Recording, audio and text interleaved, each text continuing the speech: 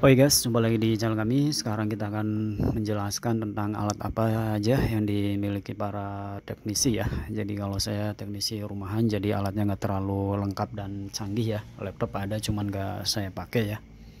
Jadi lebih suka ngerjain yang hardware karena kasusnya rata-rata hardware ya, konektor cas. Jadi alatnya itu yang paling penting adalah yang pertama adalah power supply ya. Ini buat deteksi ampere ya, voltase ampernya pada handphone juga bisa ya.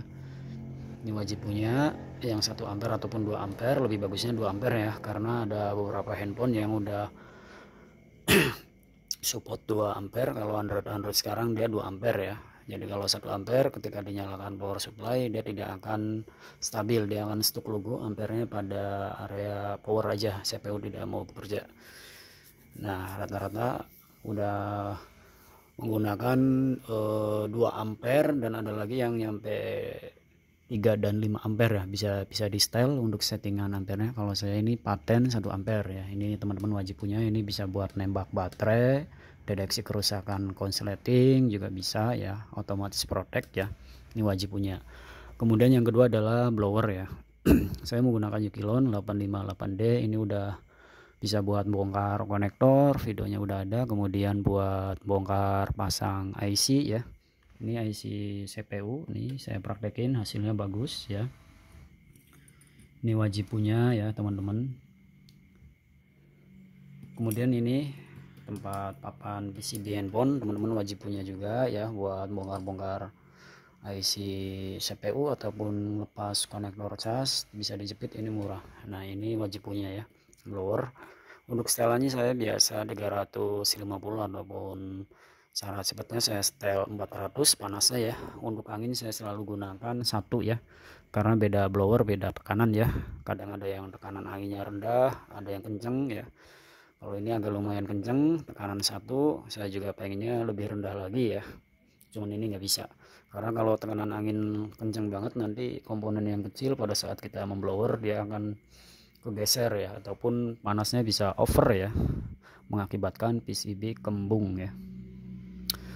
Kemudian solder ya, solder teman-teman wajib punya juga. Ini saya gunakan yang model setting ya, jadi panasnya bisa disesuaikan. Ini panasnya sampai 450 derajat, mata soldernya pun bisa gonta-ganti. Ini mata solder bawaannya kayak gini, kurang rekomen ya. Ini udah saya ganti juga, udah saya belikan lagi cadangannya. Nah saya menggunakan yang tipe Yanjin ya. Ini Yanjin sekitar 15 ribuan nih. Ini bagus ya, ini stabil ya, kalau bawaan kurang ya. Jadi model kayak gini bisa bongkar pasang. Kemudian ini wajib punya yang bengkong ya, bengkok kayak gini, itu mata solder. Kemudian ada lagi di sini nih, saya mesen lagi dapat yang seri gepeng ya. Nah ini papan cetak IC juga teman-teman wajib punya ya. Untuk Speedroom ataupun Samsung ini sama universal, ini wajib punya ya. Jadi kalau habis pakai taruh lagi biar lurus lagi ya. Ini belum saya praktekkan yang ini ya. Ini yang murah, ini cuma 15 ribuan.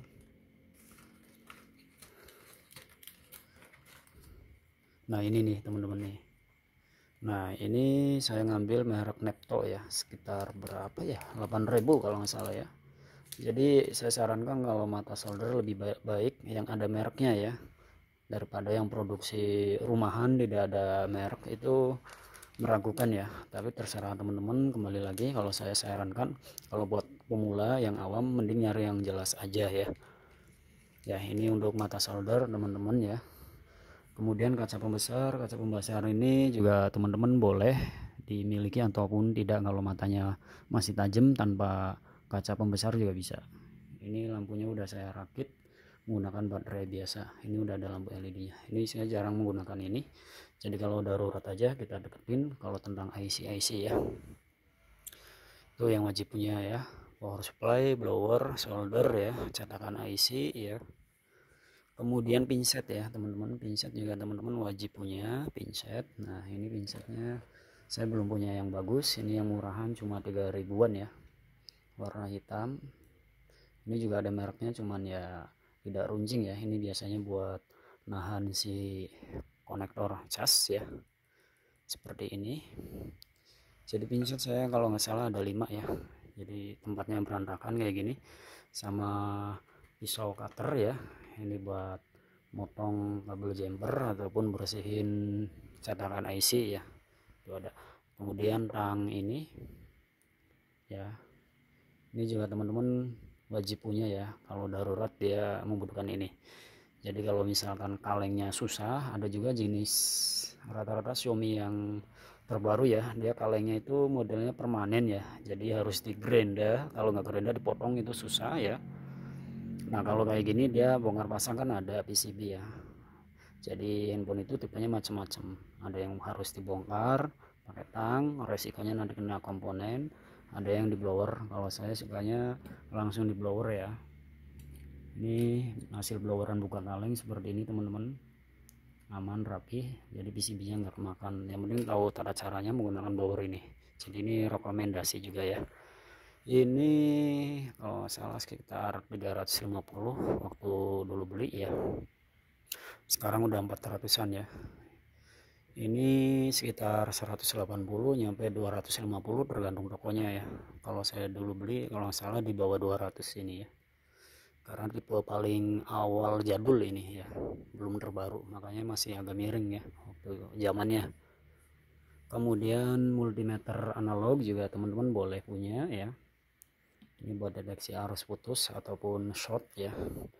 Kemudian kuas ya, kuas mini buat bersihin PCB juga teman-teman wajib punya. Sama ini multimeter digital juga ya, buat ngecek arus-arus juga baterai ya, pakai ini lebih akurat ya, AC DC ya. Kemudian ini nih timah gulungnya ya, saya sarankan yang bermerek ya, standarnya mekanik ya, jadi bukannya mengarahkan, tapi ini pengalaman saya, karena ada juga yang merek tulisannya kayak begini, Cina-Cina, Korea, Jepang ya, dia warna hijau ininya, itu kurang nempel ya teman-teman, kurang nempel, nggak saya pakai, makanya saya minta rekomendasi pada teman-teman grup, suruhnya mekanik ya, makanya saya beli mekanik. Memang harganya bisa 2-3 kali lipat dari harga yang biasa, tapi dipakainya nyaman ya, ini lumayan panjang awet ya. Kemudian fluk ya teman-teman, nih fluk, ini fluk murah sekitar 3.000 5.000 ya, tergantung toko yang jual. Ini Amtek, lotnya 273 ya, volume 10 cc. Ini kelas paling murahnya teman-teman, jadi agak gelap, tapi fluk kalau yang bagusnya dia agak sedikit bening ya, agak sedikit bening, ini agak gelap, jadi ada harga ada rupa ya, ada kualitas, makin mahal makin enak digunakan ya. Kemudian ada lagi teman-teman nih timah pasta nih, timah pasta saya ada nih mekanik ya, ini belum saya bongkar, nanti kita akan praktekkan lagi karena baru datang lah ya. Sama kawat jumper juga baru datang lagi karena saya lupa naruh, hilang ya, jadi saya mesen lagi. Sama ini lap mata solder ya, mata solder, ini kelasnya saya beli jadi ada 2 ya. Itu alat-alat teknisi, jadi mana aja yang teman-teman perlu miliki ya. Jadi paling sederhana yang teman-teman wajib ya, solder, power supply, dan blower, 3 macam itu dulu ya. Kemudian dudukan, itu yang wajib banget punya, karena kalau punya solder doang itu masih kurang ya, masih kurang ya teman-teman. Jadi wajib punya yang ini nih, alat ini yang kayak ini wajib punya, rata-rata teknisian pun punya dia. Ini kelas-kelas paling murahnya ya, bahkan nyampe ada yang jutaan juga untuk handphonenya ya. Oke, cukup sekian, terima kasih untuk kelas review alat-alat servis. Nanti kita buatkan video-video selanjutnya ya, karena disitu juga ada obeng-obeng macam-macam udah saya review, sama Rosin juga udah saya review ya. Nanti kita buatkan praktek-praktek pengecekan kerusakan handphone lagi ya teman-teman. Jangan lupa bantu like dan klik subscribe, ikuti channelnya. Jika ada pertanyaan kerusakan silahkan komentar, kami siap bantu memberi solusi dan saran ya. Jadi yang datang servisan kunjungan silahkan datang ke rumah, ke sini ya, lokasi di Bandung Cililin ya. Jadi besok ada yang datang lagi ngerjain ganti LCD ya, Xiaomi Redmi 5 Pro ya. Ini banyak banget nih yang kasusnya rusak IC power ya, sama CPU ya, rata-rata kalau mesin. Oke, cukup sekian, terima kasih. Next video selanjutnya jangan lupa di subscribe, ikuti channelnya, semoga bermanfaat. Bye bye, silahkan subscribe, ikuti.